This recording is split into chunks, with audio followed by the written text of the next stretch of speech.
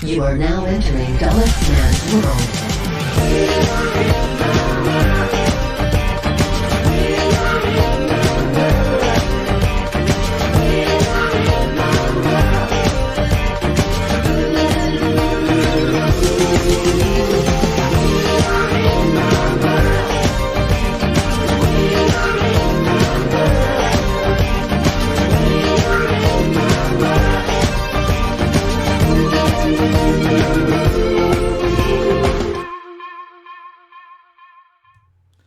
Ladies and gentlemen, the Wednesday Night Wars has begun. If you know that reference, we could be friends. This is your boy, Alyx Man, and you are watching my review of the debut, the premiere episode of AEW All Elite Wrestling's Wednesday Night Dynamite. Dynamite! I love it. Guys and gals, children, people of all ages, it feels good to be a wrestling fan right now. As soon as this is done, as soon as AEW, this review is over with, I will be turning on USA Network and watching NXT. People are telling me, even right now in the live chat, NXT was on fire. I was not able to watch both shows at the same time. I don't have the equipment to do so. But I'm going to work something out where going forward, I'm going to have 2 TVs in my room or something, some kind of way to watch both shows at the same time. I want to get both reviews out to you as soon as possible. But for this week, AEW right now, NXT tomorrow, and then Friday we'll do one more video talking about the ratings for both shows and comparing both shows and see which one did better. So let's go ahead and get to this review. And if you like what I have to say and you want more, do yourself a favor. Like the video and subscribe while you're at it. If you want to help expand the brand of your boy, Alyx Man, you can do a couple of things. You can like me on Facebook, follow me on Twitter at AlyxManBX1, donate using PayPal, Patreon, Super Chat. You can also follow me on Instagram. That is also down below in the description, as well as a link to my email at justalyxsworld@gmail.com. But most importantly, buy yourself a Alyx Man t-shirt today at Pro Wrestling Tees. Who is here? Who is here in the live chat? Shout outs galore going out to the following: Nathaniel Luigi, Dante Hart, David 3X. Yes, David 3X. Bryson Mixtape 99. Twisted Tempo. Martin Braun. Y2 Jericho. Raymond Fraud. JR Buck 26. Kashu Prince. Alaska. Ole Sammy Ole. Zachary Hain. Damon. Is it Damon? Yeah, Damon Buckner. I said it right. Spinosaurus. M223. Here they come. It's coming in quick now. Saved by Grace, Adam Ritter, Ministry Chick. What's up? Haven't seen you in a while. Hope you're doing well. A couple more, then I'll do another one at the end of the show. Heavy J, Keon Cody, The Dark Artist, Shannon M, 365, Pike 65, and last but not least, The Big Dog. What's up, ladies and gentlemen? Hope you're enjoying the live broadcast. Give us your thoughts on AEW in the comments and the live chat. However, whenever you're watching this, I want to get full feedback on this show. Let's get right into it. So, couple of preliminary stuff. The show was live on TNT. Big time cable network. And the last time wrestling was on TNT was during the Monday Night Wars back in the 90s with WWF and WCW. WCW Nitro was the last show to do it.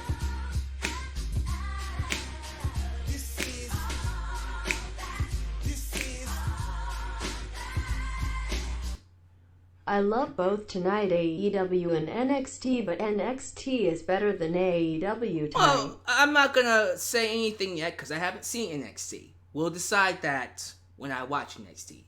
And to be fair, it was practically an NXT takeover, so come on. But regardless, big time network, TNT, Last time wrestling was on here was WCW Nitro back in the 90s, so they had to knock it out of the park. Did they do that? Hell yeah, they did. I thought tonight's show was great. Was it perfect? No. But for the most part, the crowd was awesome. Commentary was the best it's ever been for AEW. Love this commentary team. Keep this. Do not change a damn thing. Don't change a damn thing. All the matches were good to great to awesome. And I feel like presentation-wise, production-wise, there were hardly any hiccups. Maybe a couple of them you could pick out here and there, but for the most part, it just flew. I thought the 2 hours flew by really fast. It felt good. AEW felt different. It felt like an alternative to the WWE. Yes, you still have the same wrestling tropes. We got the wrestlers in the wrestling ring with the wrestling commentators, and an arena with wrestling fans inside a wrestling ring. Certain stuff you can't change, but it's all about how you present it. It's all about the presentation of it. And I gotta give credit where credit is due. AEW gave us a different product. You have some of the same people from WWE, but you can tell, even when the first video package came on, you can just tell this is not WWE. This is something different, which is the biggest compliment I can give to this show.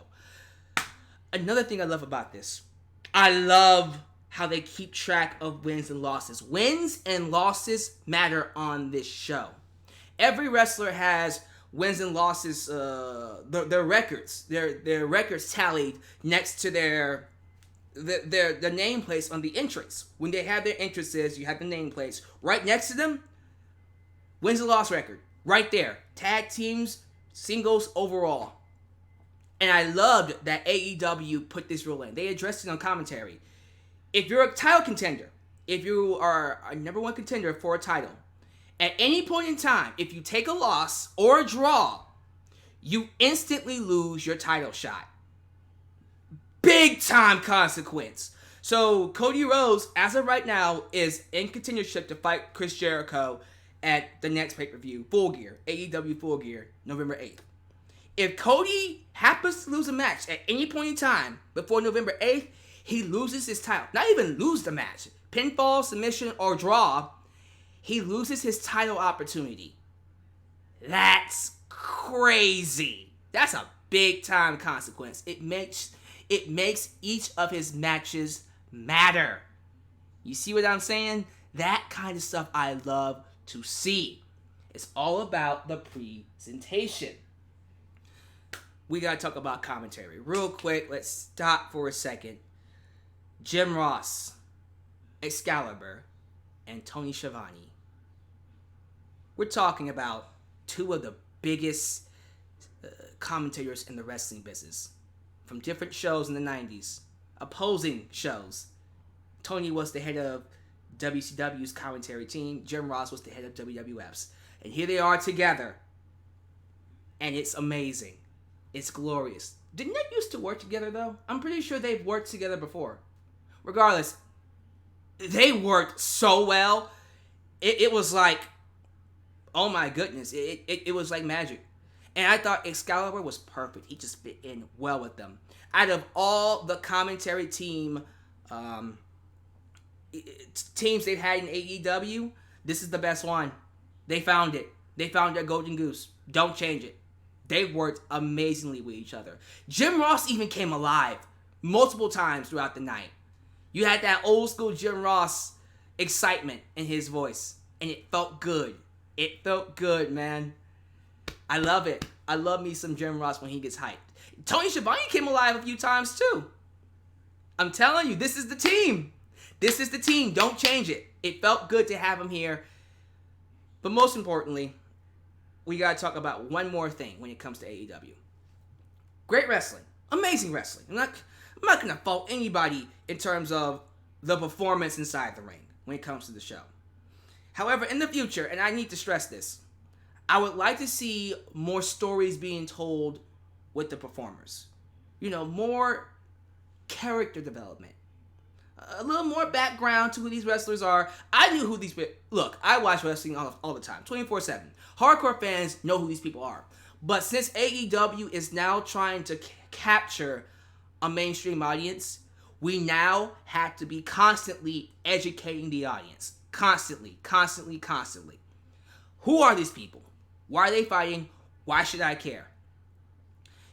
You had the right people on the show tonight. You had all the big names. Jon Moxley, Chris Jericho, Kenny Omega, the Young Bucks, Cody Rhodes. You had the Women's Championship. There were a lot of really, really strong talent. Very big names on this show. Even had a few people making an appearance here and there. With that said, though, we're always trying to grow the audience. We're always trying to let people know, here are the people that you should get invested in. This is why you should care. So more. Give me more of that as time goes by. Don't just rely on us, the hardcore fans, people like me, to carry your show. We'll watch, for sure. But we need to make this bigger than just, a show for the hardcore fans. Remember, you're on a mainstream network now. What worked in the indie circuit, what worked with PWG, and all the other wrestling companies that work in the indie circuit. It's not going to work here. You had to treat it like a wrestling product. TV show, if that.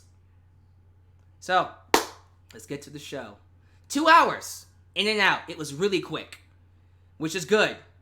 Even the commercial breaks didn't feel like they lasted long.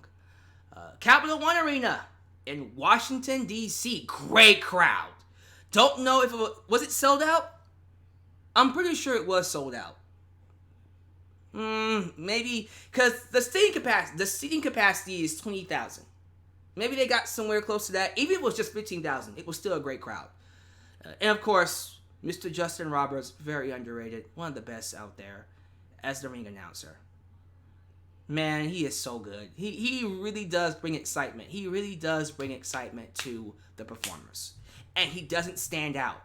I love that he doesn't take away from the performers. You know what I mean? So, we open up with an intro video. We see certain superstars, Hollywood sensations in the crowd. Kevin Smith was there. Some other guy named Jason Mewes? Is that who it was? I don't know who Jason Mewes is, but apparently he's very popular. And then we get right into it. Cody Rhodes versus Sammy Guevara. And I love that they showed a video package of the two before the match started. Do more of this. Don't just assume we know who these people are. I know who Cody is. I know who Sammy is. I watched Sammy and Lucha Underground. Cody was from WWE. But, again, I'm a hardcore fan. So we need more of this going on throughout the rest of the night. Now, the match itself was amazing. Amazing back and forth action between Cody, Sammy Guevara. I thought Sammy was awesome here. I've known him to be a really good performer.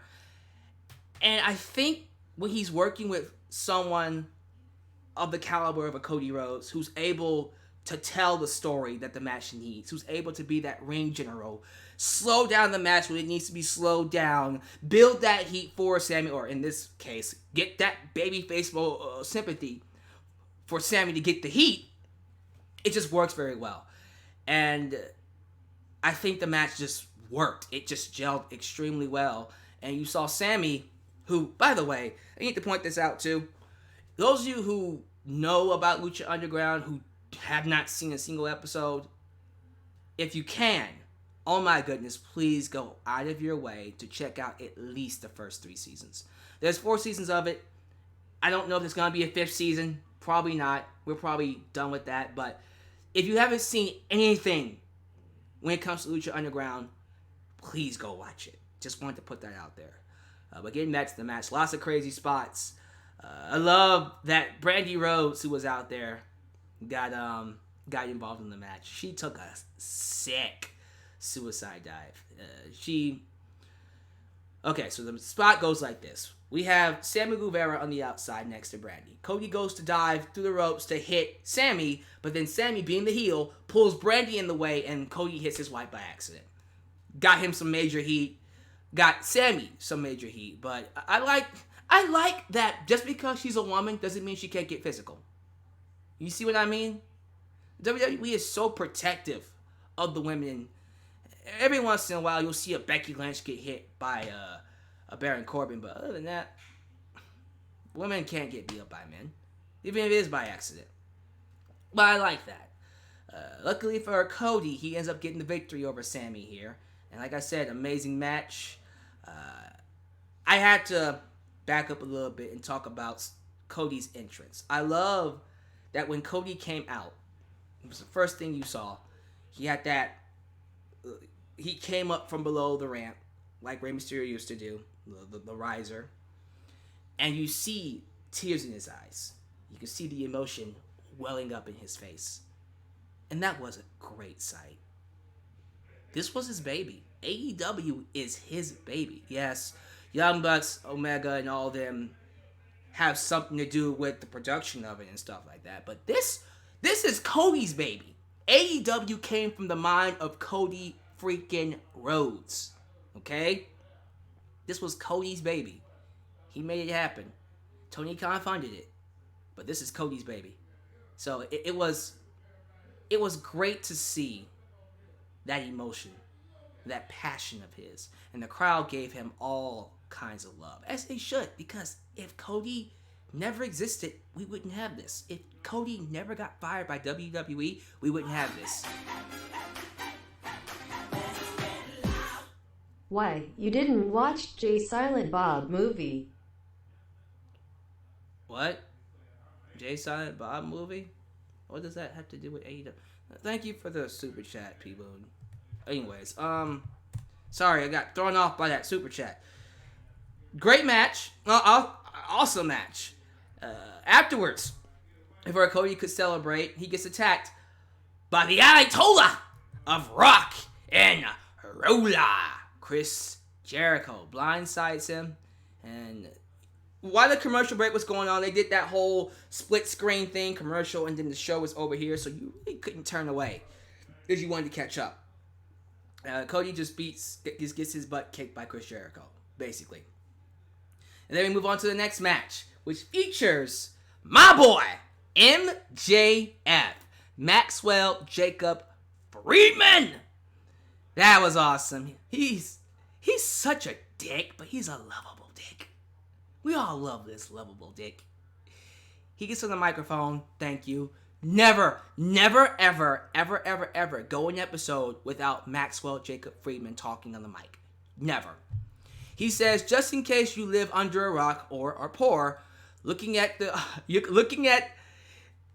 this crowd, check. I love that. He says, you're looking at the youngest and fastest rising star in the history of professional wrestling. And tonight, we get the honor of watching a star being born as he goes 1-on-1 against a guy that got lost on his way to his seat. Damn! He says Cutler's about to figure out that Dungeons and Dragons isn't real, but MJF is better than him. So, it was Brandon Cutler versus Maxwell Jacob Friedman. I don't know much about Brandon Cutler. This is someone I wish they would have given some time to, like, video package-wise. Who is this guy? He's a good wrestler. You know, he's not bad. Who is he? I know who Maxwell Jacob Friedman is. I got a lot of them, and I love it. Based off the little I got of them. I just feel bad for Cutler, because I'm like, dude, he's good. I just want to know more about him. The match was short. Maxwell Jacob Friedman beats him with the Salt of the Earth, which is an armbar. I think that's it. I mean, nothing else to really say about this match. I just want more of people like Brandon Cutler. Okay? That's something I want AEW to develop more. The people we know we're not gonna realize who they are. We got this segment with... Oh! Now I remember what people was talking about. Jay and Silent Bob, the movie made by Kevin Smith. And okay, that's what he was talking about. Oh, I'll watch it later. Anyways, we see Kevin Smith and Jason Mewes ringside being interviewed by my boy Chris Van Vliet. Love his YouTube channel. Check him out. Great interviewer. Definitely one of the best in the business today. But he got him some TV time. Good for you, boy. I hope your YouTube subscriptions soar as a result. Now, he's talking to these celebrities, and out walk Jack Evans and Angelico. And then they're interrupted by Private Party. And that was it. To which I said, we could have done a better job. Again, that getting back to what I keep saying. All right, I get that you're trying to give these guys TV time, and I appreciate it. But who are they? Who are they? I know Jack Evans and Angelico. I watch Lucha Underground. I kind of started to get into Private Party, but if I was a new viewer, I'd be like, who the hell are these newbies? Who are they? Why are they here? You know what I mean? SCU. Oh, SCU. Love what they did with them. Love their segment. You had Scorpio Sky in a suit doing his best impression of Obama. Got him some brownie points for that one.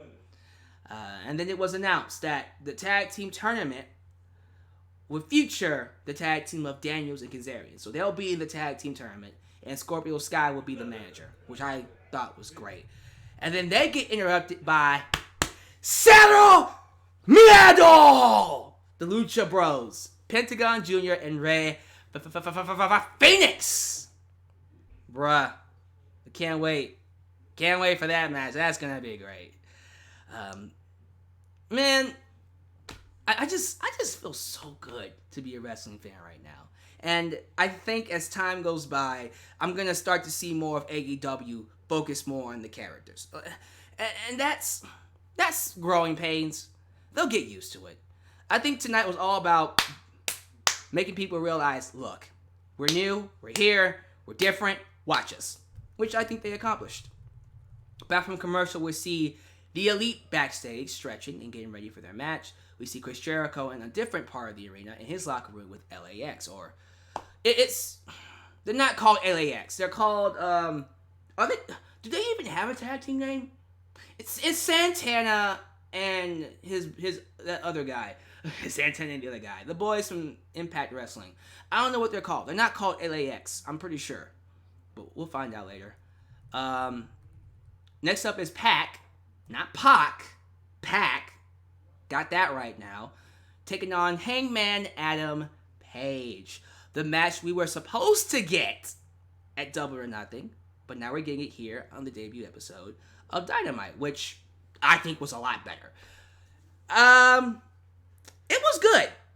There were a couple of moments in there where they slipped up. You can tell they were a little rusty. I don't know. I feel like there were a couple moments in there that were supposed to pop a little bit more, but I don't know. It was kind of, I don't want to say sloppy, but it was still a good match. And I thought the right guy won. Pac. I did it again. Pac. My bad. I'm a bastard, I know. Not as much as a bastard as Pac is. Oh, quick shout out. Earl Hebner. Woo! Earl Hebner, the referee. Feels good to see Earl Hebner. Love me. I miss Earl Hebner. It is good to have him back on my TV set. That was good seeing him. He was in the match. Sorry, I just had to mark off Earl Hebner. Sorry. Pac ends up winning the match with the Red Arrow. Is it called the Red Arrow? What does he call it now? It's that corkscrew moonsault, and then he hooks in that the Rings of Saturn. What does he call it? The Brutalizer? The Brutalizer. And he wins. He beats Hangman Page with the same move he beat Omega. Cool with me. So Pac, thank you, remains undefeated in AEW, which is kind of what I expect them to do. I think they're going to make Pac the secondary champion of the show. They're going to introduce another belt sometime, probably next year, and he will probably win that, the television championship. I hope it's the AEW television championship, and I think that will be the championship that will elevate someone like a Hangman Page and an MJF and all of them, while the main event scene is, occupied by Chris Jericho, Cody Rhodes, and then hopefully soon Omega and Moxley and apparently Jack Hager. Spoiler alert. We'll talk about him in a second. But yeah, man, that was one of those matches that you look back on and go, see, this is what I tune into AEW for. Just something different. Just different. It's all kinds of variety of matches. Not every match feels the same. Every person has their own unique flavor to them, which is what I want to see. Just like this next match is something I wanted to see. So we have Dr. Britt Baker, the wife of, say it with me, Adam Cole, baby! Yeah, the wife of Adam Cole is on the opposition show. So the Cole house, we had some competition here. I wonder what they gonna do when they find out who won the ratings war. Maybe they have something going on in their house where if the other person's show wins the ratings, they have to do something special for them. Who knows? But Adam Cole's wife, Britt Baker, was on commentary for this match because the match was the first ever AEW Women's World Championship match. We have Nyla Rose taking on Rio. Damn, was this match great! This match was off the chain. The result, not a fan of, but I'll give credit where credit is due. Those two, they went out there and they did some crazy stuff. Especially Nyla. Freaking Nyla Rose, don't know what she was thinking, but she set up this haystack of chairs on the outside, put a little small Rio on it, and then did a freaking swanton bomb off the apron and missed completely and crashed through the haystack of chairs because she's crazy. So they're telling the story with Nyla Rose where she defeats herself. She's dominant, she's clearly very strong, and clearly better than any of the female wrestlers in the roster, on the roster. But she always beats herself. She always makes bad decisions, which I appreciate that we're giving reasons to why she loses, because she shouldn't be losing. That's the thing about Nyla Rose. And no, it's not because she's transgender. She used to be a man. Look, I'm not even trying to get into that. You look at her. She's clearly bigger, clearly stronger. She should be dominating everybody on the roster. But here she is losing to someone like Rio, who's half her size. Not even that, a fourth her size. And from my standpoint, I don't necessarily think it's... I'm a big fan of the monster heels. I'm a big fan of the monster kind of performers. I really do think Nyla should have run this. She should have won this year. No offense to Rio. I think Rio, she was good in this match. They could have gotten a lot more out of Nyla. I don't see Rio holding this forever. Matter of fact, I think when she ends up fighting Dr. Britt Baker, she's losing the championship immediately. I do not see Rio being a long-standing champion. I think they went with the David versus Goliath kind of match. They gave the sympathy win to Rio. And I'm not taking anything away from her. I just feel like this was a great opportunity to establish a monster heel in the women's division with Nyla Rose. And they didn't take it. And I wonder why. Are we trying to do something different and maybe make Awesome Kong that monster heel? Because she's also on the women's roster. Maybe we'll do something with her. And that's cool with me if you want to do that. But again, I'm in the business of making new stars. I personally would have gone with Nyla Rose here. Not saying Rio. Listen, the match was great. Rio getting the victory, it's whatever. Okay? If you liked it, no qualms with your opinions. If you enjoy Rio, awesome. I don't really have an issue with her. But I need to know more about her. I don't know. She's not popping. You know what I mean? She doesn't stand out to me. She does something for me right now. I look at Rio and go, okay. She's good. But... And maybe it's because I compare her to people like Asuka and Kairi Sane and Io Shirai. And those three, all of them stand out like instant superstars. With Rio, I go... Well, at the end of the day, it doesn't matter because she will go down in history as the first ever AEW Women's World Champion. Ever. You can't take that away from her. So congratulations to Rio. I just would have gone with Nyla Rose. Speaking of Nyla Rose, after Rio beat her, she assaults Rio basically destroys her, which that's one of those things where you go, okay, so you have Rio win, but then you put the heat on Nyla to the point where Omega had to come out and stop her. Because Nyla was powerbombing everybody. Didn't she powerbomb an official or a referee or something like that? I think she did. Let me see if I wrote that down. Yeah, Michael Nakazawa. Michael Nakazawa was out there apparently to congratulate Rio, and he got powerbombed. So, we'll see what happens. Okay, so the main event's next, I think. Yeah, 6-man tag. This is going to be great. We got Chris Jericho, and here it is, Santana and Ortiz. Thank you. Taking on the Elite. Omega, Jackson, well, Matt Jackson and Nick Jackson, the Young Bucks. Before the match even got off the ground, there was a story going on with Omega and this losing streak that he has going on. And I appreciate that. We saw that with the wins and losses. And during the match, they did a good job of telling that story. But the big point that I need to talk about, freaking Jon Moxley made an appearance. He showed up in the middle of the match. And I love this. He shows up in the middle of the match, attacks Omega, and they go brawling throughout the arena, go into the crowd, go backstage. You see Omega with a mop. Because he's called the cleaner. Get it?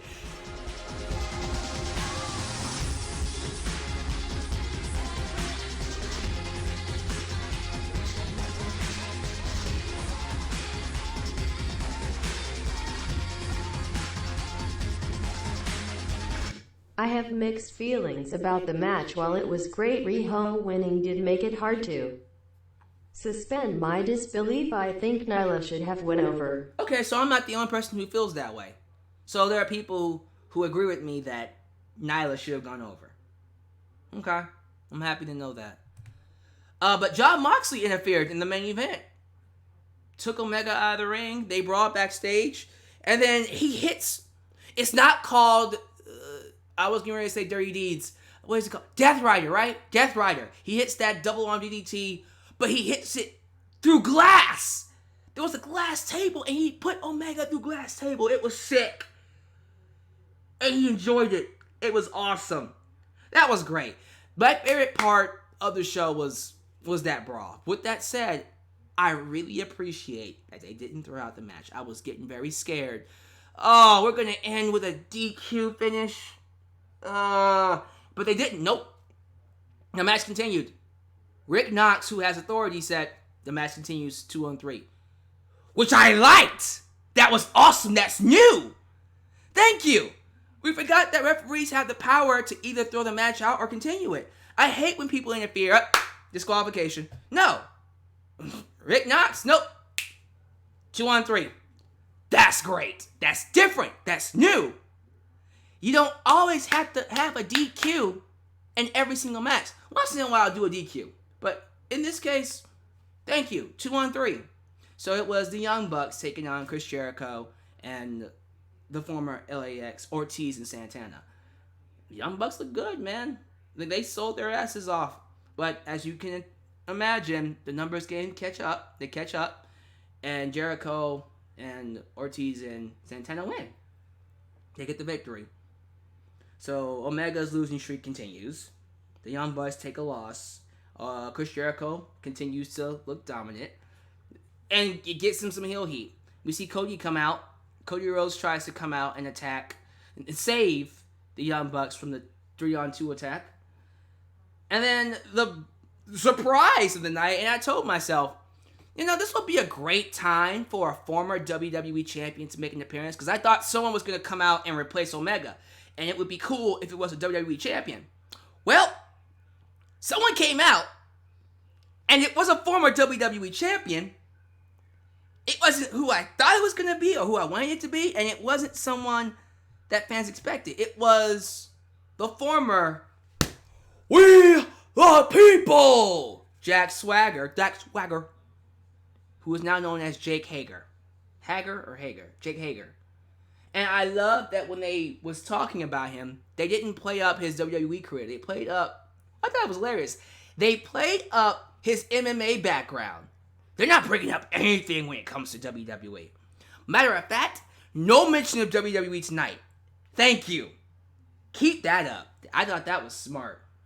But yeah, Jake Hager came out and dominated everybody in the ring. He was tall as fuck. He made them all look like midgets.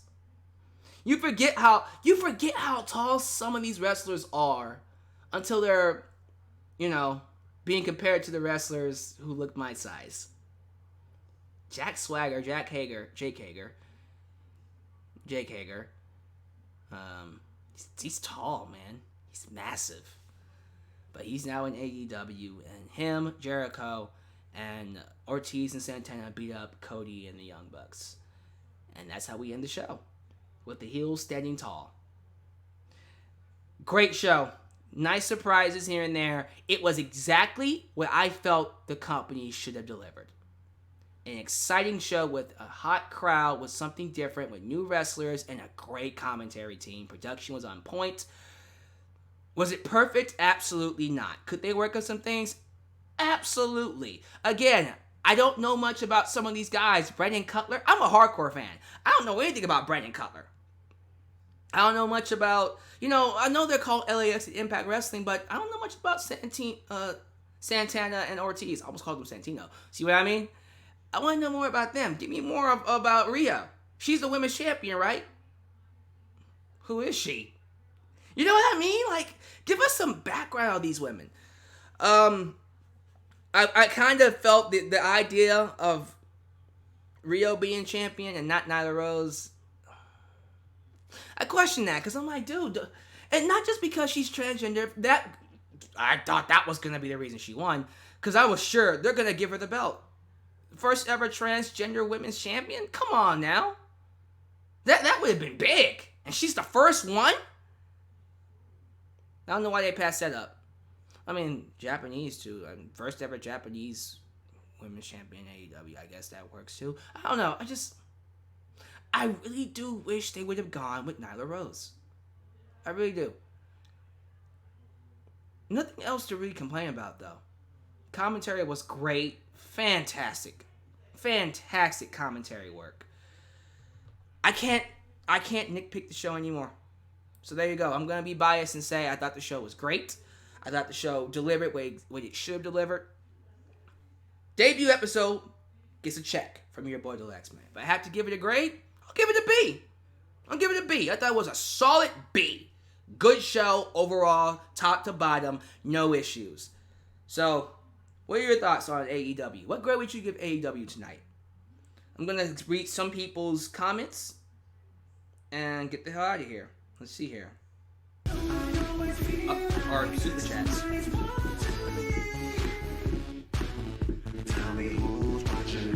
It was because of the controversy with Neela and Fan. Oh, yeah! I forgot about that! Yeah, Nyla got in trouble for something she said to a fan.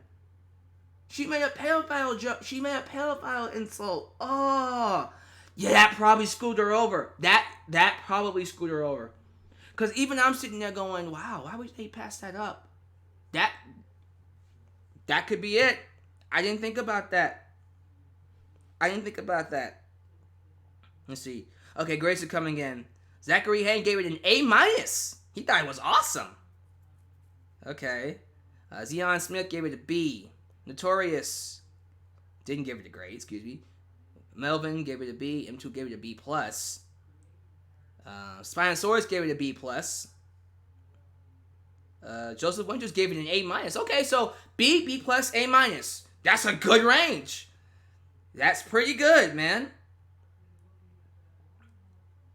So, yeah, I thought it was great. I'm not going to let this go on too long, so give me your thoughts about the show down below. What do you want to see more of from AEW? What did you like about the show? What didn't you like? And what would you like to see more? That is my premise of the comment section. What would you like to see more from AEW? What didn't you like? What did you like? Just give me your thoughts down below. But most importantly, like the video, subscribe, and help your boy, Deluxe Man, get to 30,000 subscribers. 2 thumbs up from your boy. Love the show, guys. Keep up the work. And I'll see you next Wednesday for more Wednesday Night Dynamite right here in your boy, Deluxe Man's world.